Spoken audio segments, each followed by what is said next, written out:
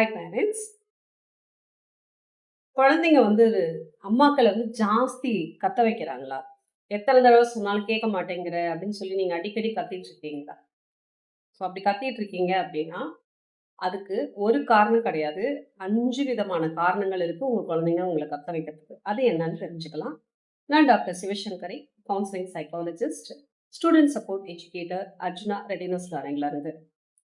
First one என்ன காரணம் நம்ம குழந்தைங்க நம்மள கத்த வைக்கிறதுக்கு அப்படின்னு பார்த்தீங்கன்னா, இப்பதான் அவங்க வந்து செல்ஃப் கண்ட்ரோல் அப்படிங்கிற ஒரு விஷயத்த கத்துக்கிட்டு, அத அவங்க பிரெயின் டெவலப்மென்ட்ல ப்ராசஸ் ஆயிட்டு இருக்க டைம்.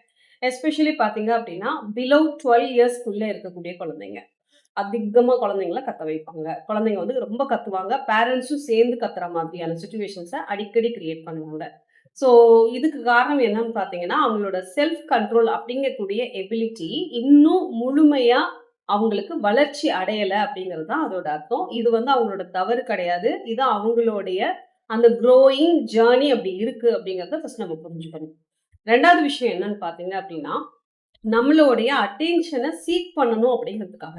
சாஃப்ட்டா குழந்தைங்க என்னன்னா நம்ம சொல்லும்போது, நம்ம வந்து அந்த ஒரு விஷயத்த எப்பயாவது கேட்கறதுக்கு தவற விடலாம். ஆனா அதே குழந்தை கத்தி ஆர்ப்பாட்டம் பண்ணும்போது, நம்மளும் பதிலுக்கு ஒரு கவுண்டர் கொடுப்போம். கத்துவோம்.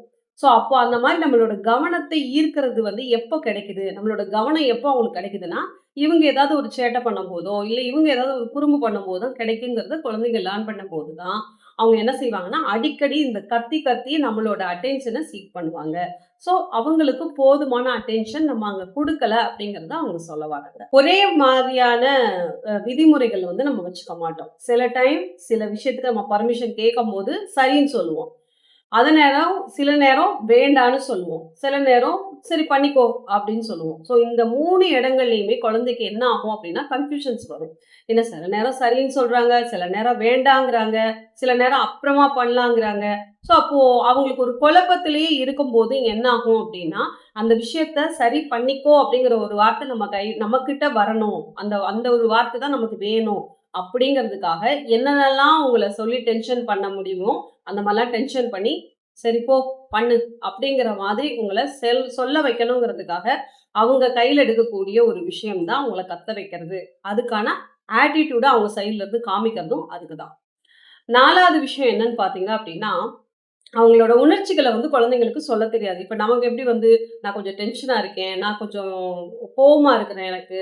அதனால கொஞ்ச நேரம் பேசாத. நான் கொஞ்ச நேரம் தனியா இருக்கேன்னு நெனைக்கிறேன்." இதெல்லாம் வந்து நம்ம சொல்லிடுவோம். ஆனா குழந்தைக்கு அது சொல்லத் தெரியாது. ஸோ அந்த நேரத்துல அத அவங்க எக்ஸ்பிரஸ் பண்ண தெரியாம நம்மள பதிலுக்கு இரிட்டேட் பண்ணி விட்டுருவாங்க. அந்த மாதிரியான குறும்புகள் அவங்க கிட்ட இருக்கும். ரொம்ப அடமன்ட்டா கத்துறது, அந்த விஷயத்த வந்து செய்ய மாட்டேன், இல்லன்னா செய்வேன்னு சொல்லி விடாப்பிடியா இருக்கிறது. இது எல்லாமே வந்து அவங்களோட உணர்ச்சிகள அவங்களுக்கு எக்ஸ்பிரஸ் பண்ண தெரியாம இருக்கிற மாதிரியான விஷயங்கள் நடக்கும்போது தான் குழந்தைங்க அப்படி இருப்பாங்க. குறிப்பா பார்த்தீங்கன்னா, குழந்தைங்களுக்கு கோபம், சலிப்பு, அப்புறம் ஒரு மாதிரி ஜெலஸா ஃபீல் பண்றது, டயர்டா இருக்கிறது, இது எதையும் சொல்லத் தெரியாது. அத வந்து நம்மள வந்து கத்த வைக்கிற மாதிரியான ஆக்டிவிட்டீஸ் செஞ்சு தான் அத அவங்க வெளிப்படுத்துவாங்க. ஸோ, அப்போ குழந்தைக்கு மூட் சரியில்ல போல அப்படிங்கிறத நாமளும் புரிஞ்சுக்கணும். 5வது விஷயம் தான் ரொம்ப ரொம்ப முக்கியமான விஷயம். வீட்ல இருக்கக்கூடிய பெரியவங்க கிட்ட என்ன மாதிரியான மனநிலை இருக்கோ, அதோட பிரதிபலிப்ப டெஃபினட்டா நம்மளால குழந்தைங்க கிட்டயும் பார்க்க முடியும். வீட்ல இருக்கிறவங்கலாம் ரொம்ப ஹேப்பியா, ஜாலியா இருந்தாங்கன்னா, குழந்தையும் அதே மாதிரி ஜம்பிங் வித் ஜாயா இருப்பாங்க.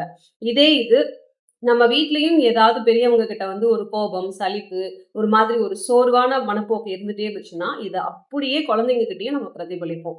ஸோ இந்த மாதிரியான போக்குகள் வந்து தான் ஒரு குழந்தை ஒரு அம்மாவ கத்த வைக்கிறதுக்கான காரணம்.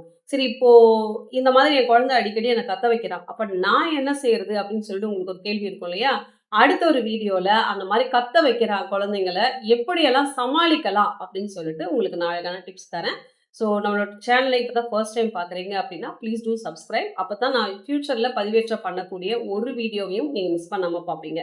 இந்த கோடை காலத்த முன்னிட்டு நம்மளோட அர்ஜுனா ரெடினஸ் லேர்னிங்ல பார்த்தீங்க அப்படின்னா, ஒரு 60 ஹவர்ஸ் ப்ரோகிராம். இது வந்து பார்த்தீங்க அப்படின்னா 15த் டூ 15த் அந்த மாதிரி. அதாவது ஏப்ரல் 15ல இருந்து மே 15 வரைக்கும் பார்த்தீங்க அப்படின்னா, கன்டினியூஸா ஒரு நாள் கூட கேப் இல்லாம குழந்தைங்கள டெய்லி 2 ஹவர்ஸ், 2 ஹவர்ஸ் நீங்க ஆன்லைன்லயும் சரி, ஆஃப்லைன்லயும் சரி, நீங்க வந்து சம்மர் கேம்ப்ல இன்வால்வ் பண்ணலாம். இந்த கேம்ப்ல அவங்களுக்கு என்னென்ன மாதிரியான விஷயங்கள் கிடைக்கும் அப்படின்னு பார்த்தீங்கன்னா, அவங்களுடைய ரீடிங், ரைட்டிங், அதுக்கப்புறம் உங்களுடைய காக்னிஷன்ஸ், அதாவது அவங்களோட திங்கிங் எபிலிட்டி, இது எல்லாமே இம்ப்ரூவைஸ் ஆகும். அந்த மாதிரியான ஒரு ப்ரோக்ராம். கிட்டத்தட்ட சொல்லணும் அப்படின்னா, என்னோட குழந்தை கற்றலில் பின்தங்கி இருக்காங்க. இந்த லீவ்ல அவங்களுடைய ரெடினஸ் லேர்னிங்க வந்து நான் இம்ப்ரூவைஸ் பண்ணணும் அப்படின்னு நினைக்கக்கூடிய பேரண்ட்ஸுக்கு இது ஒரு அழகான ஒரு வாய்ப்பா இருக்கும்.